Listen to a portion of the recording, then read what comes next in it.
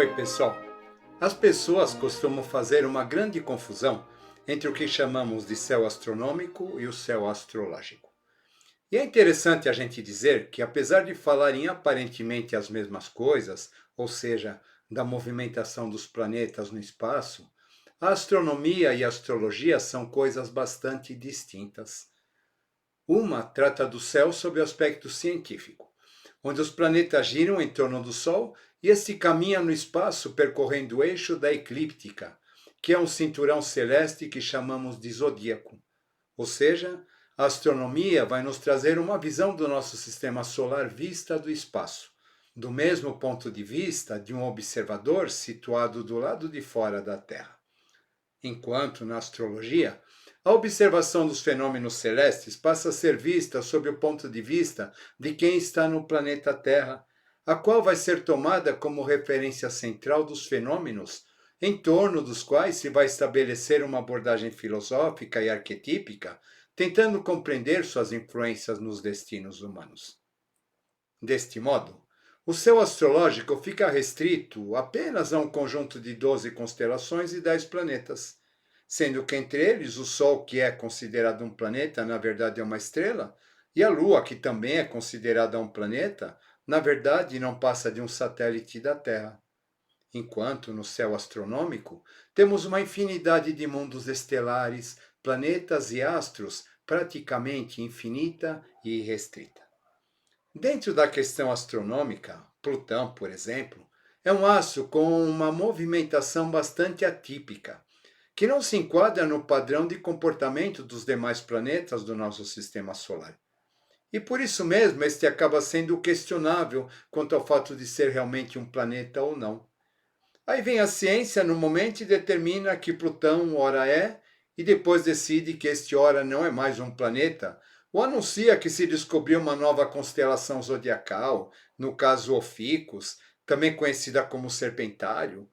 E então as pessoas surtam e ninguém mais sabe qual a sua regência ou se continuam no mesmo signo, porque começam a questionar tudo. E aí se instala uma histeria astrológica, onde as pessoas ficam tecendo teorias mirabolantes e onde os sabichões que se colocam como verdadeiros doutores a esse respeito aproveitam para exibir seu suposto eruditismo, tecendo conjecturas malabarísticas que confundem ainda mais as teorias a respeito de tais questões. E, como sempre, acabam nos afastando cada vez mais do bom senso, da lógica e instigando discussões calorosas que não levam a lugar algum. Ocorre que, pelo fato da astrologia tomar como referência um céu arquetípico e filosófico, baseado naquilo que vemos a partir da Terra para o céu, então, nada que a ciência astronômica venha a descobrir, além desse céu que vemos, ou mudar de nome ou status a respeito de ser ou não ser um planeta ou uma nova constelação, vai interferir na nossa leitura, porque a ciência astrológica tradicional se baseia e foi concebida a partir da observação humana do céu de modo comparativo aos eventos da Terra.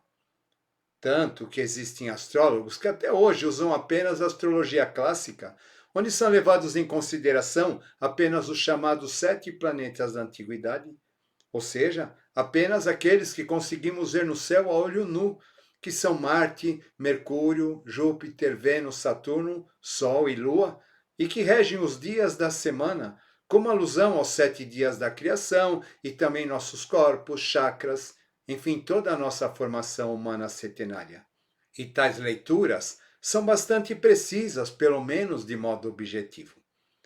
Com o advento da Revolução Francesa e a chegada da chamada Idade da Razão, a partir do final do século XVIII, com o desenvolvimento de lentes, binóculos e telescópios mais potentes, foram descobertos Urano, Netuno e Plutão, não necessariamente na mesma época, que, embora não visíveis pelos olhos humanos sem o uso de tais aparelhos, acabam sendo aceitos e incorporados pela astrologia moderna pelo fato de fazerem parte do nosso sistema solar, o que, portanto, exerceria influência magnética sobre nós, mesmo que não os vejamos. E estes acabaram, então, sendo filosoficamente chamados de planetas transpessoais, relacionados àquilo que não vemos em nós, embora exista. E então estariam relacionados a aspectos mais profundos da psique humana, àquilo que está no plano da inconsciência, da percepção, da subjetividade, ao passo que aqueles planetas que vemos no céu estariam associados, portanto, a aspectos da objetividade. Quando astrologicamente falamos a respeito de um alinhamento planetário, na verdade estamos falando de um enfileiramento de todos os astros envolvidos numa linha reta em relação ao centro da Terra. Deste modo, um alinhamento seria uma conjunção planetária acontecendo num determinado eixo zodiacal. E uma vez imaginando que tais planetas estão associados a nossos vários corpos e aspectos da alma, tal alinhamento seria capaz de propiciar um momento de equilíbrio e perfeita interação entre esses aspectos, o que corresponderia no homem a uma espécie de epifania e, do mesmo modo, podendo até provocar uma série de fenômenos naturais em nosso planeta. Dentro desse conceito de alinhamento, para entender como isso acontece dentro de um mapa astral, tomemos então a Terra como ponto central da carta astrológica e observemos quais planetas se encontram agrupados no mesmo eixo em relação a ela. E isso, graficamente, seria demarcador de um alinhamento astrológico, falando de modo bem simplista. Muitas pessoas entraram em contato comigo solicitando que falasse a respeito de um poderoso alinhamento planetário a ocorrer entre os dias 21 a 25 de janeiro deste ano. E, portanto, nesta semana, que seria um evento astrológico bastante raro, com energias potentes sendo ativadas. E então fui pesquisar e já encontrei pessoas falando de aberturas de portais interdimensionais, dando passagem a consciências espirituais, estelares, discos voadores e coisas do tipo, solicitando então mentalizações e meditações com o intuito de salvar a Terra, ou dando conselhos a respeito de como agir nas nossas vidas pessoais, de modo a se beneficiar com tal evento. E aí então fui providenciar o mapa de tal acontecimento, que é esse que vocês estão vendo. E confesso que fiquei bastante surpreso com aquilo que vi, a partir do momento em que demarquei os planetas envolvidos, e constatamos que o tal alinhamento tão alardeado, na verdade, não acontece, pelo menos no céu astrológico. Na verdade, conforme vocês podem observar neste mapa da efeméride, existe sim uma movimentação bastante atípica dos planetas, conforme a gente vem falando aqui nos vídeos do canal, mas isso faz parte de um metabolismo, de um processo bastante maior, que já vem acontecendo desde muito tempo, e não a partir de uma data específica. Mesmo assim, fui verificar se tal efeméride iria ocorrer na alunação do mês, que é uma data importante para um determinado período, e verifiquei que a Lua estaria minguante nesse momento, ou seja, nada de novo, nada de extraordinário. Mas por que então falam tanto disso? Ocorre que, astronomicamente falando, durante estes dias, Marte, Júpiter, Urano, Netuno, Vênus e Saturno estarão, de certo modo, alinhados com a linha do horizonte no céu que vemos aqui da Terra logo depois do anoitecer, mas não necessariamente alinhados entre si. Sendo que Marte, Júpiter, Vênus e Saturno estarão visíveis aos nossos olhos, enquanto os demais, Urano e Netuno, podem ser vistos apenas com o uso de lunetas ou telescópios. O que não deixa de ser um fenômeno raro, mas muito distante de todas as interpretações fantasiosas e fantásticas que estão lhe atribuindo. Muita gente escuta o galo cantar e aí já sai dando os pitacos, mesmo sem saber onde o galo cantou. Mas tudo isso faz parte do eixo nodal Virgem-Peixes, que estará ativo nos próximos 18 meses, onde as questões relacionadas às crenças, o imaginário e os sonhos, em oposição à realidade racional e científica, serão tocadas. E vamos então ter que aprender a separar o joio do trigo nesse sentido e, de certo modo, vivenciar a oração tibetana que diz: do ilusório conduz-me ao real. Nesta semana, o Sol entrou em Aquário no último dia 19 e, portanto, está em conjunção com Plutão neste mesmo signo, o que pode nos trazer muitas novidades, mas nada relacionado com essa questão do suposto alinhamento. E pelos últimos acontecimentos aqui no Brasil, envolvendo poder, economia e comunicação, envolvendo uma guerra bastante intensa de informações e narrativas, já deu para a gente ter uma pequena amostra do que vem por aí.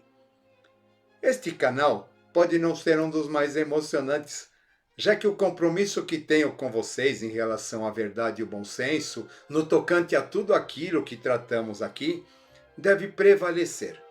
Portanto, não caio na conversa de meditação, pedidos ao universo, coisas do tipo.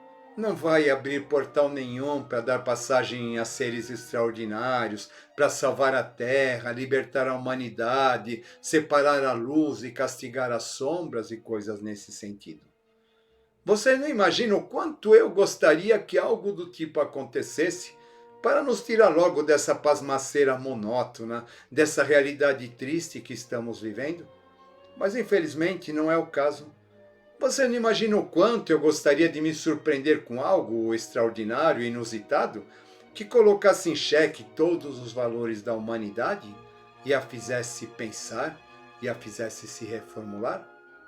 Mas ainda não vai ser desta vez que a gente vai ver uma manifestação celeste e divina para nos salvar e a tudo transformar de fora para dentro como num toque de mágica, sem que a gente precise fazer esforço algum. Portanto, em relação à astrologia e astronomia, como dizia a minha avó, nem tudo que reluz é ouro e nem tudo que balança cai. Mas o fato de comparar as duas visões não deixa de ser um exercício bastante desafiante para nossa mente, mas mesmo assim apenas um exercício, já que, conforme falamos, na astronomia nós temos uma visão de fora para dentro e na astrologia uma visão de dentro para fora dos fenômenos celestes. E nem sempre as duas falarão nem as mesmas coisas e nem da mesma maneira. Tentar forçar a barra usando conceitos de uma ciência para tentar justificar a outra, criando narrativas mirabolantes e fantasiosas, certamente só alimentará nossas superstições e desequilíbrios. E acredito que não seja esse o caminho que todos procuramos. Fica aqui então mais um tema para a gente pensar. Espero que vocês tenham gostado. Vamos que vamos, mente livre, coração leve e até a próxima.